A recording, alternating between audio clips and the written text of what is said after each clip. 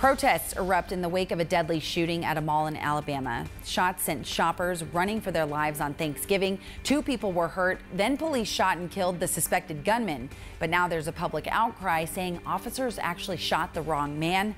Investigators say 21-year-old Emerick Fitzgerald Bradford was armed and officers thought he had fired the gun. However, now investigators say Bradford likely did not fire the weapon. They shot the wrong man. They need to be out there trying to get the person that did the killing and the shooting or whatever they did. But he was not the one. Protesters are calling on the police department to release the body cam video showing Bradford being shot.